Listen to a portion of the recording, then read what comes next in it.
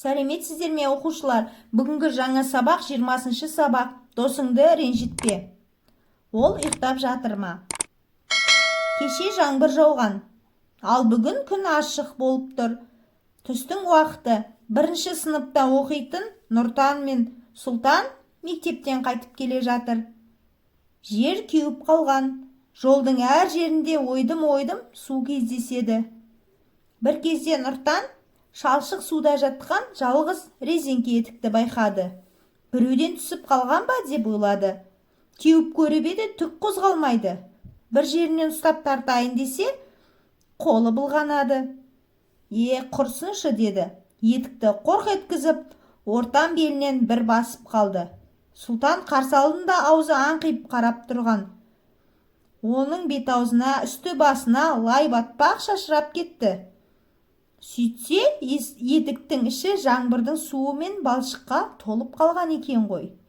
«Өй, мұның не?» деп Сұлтан айғайлап жіберді. Нұртан досының түріне қарап әбден күлді. «Кешір, мен әдейі істеген жоқпын». Сұлтан жылауға шақ қалды. «Кет бар, енді жаныма жолама», күледі өзі. «Енді күлмей жылаймын ба? Бір жолға кешірші». Сұлтан көше жиегіндегі құдықтан су ағызып, бетін жуды. Сосын ашумен аяғын тез-тез басып, жүріп кетті. Ал Нұртан болса, оған ілесе алмады.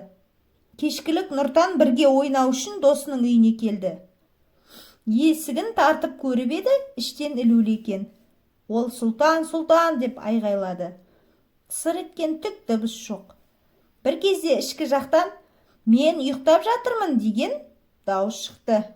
Нұртан ойланып қалды. Өзі ұйықтап жатырмын дейді. Дауыс Сұлтандікі сияқты. Сонда қалай болғаны? Ұйықтап жатқан адам сөйлей ме? деп ойлады. Оқушылар, Сұлтан мен Нұртанның ренішінің не себепті екенін байқадыңыздар ма? Сұлтан Нұртанға ренжіп қалды. Ал достарымызды ренжітпеуге тырысуымыз керек.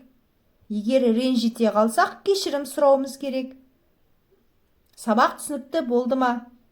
Олай болса, Суретті әдебиет каналына тіркеліп, достарымызды шақырайық.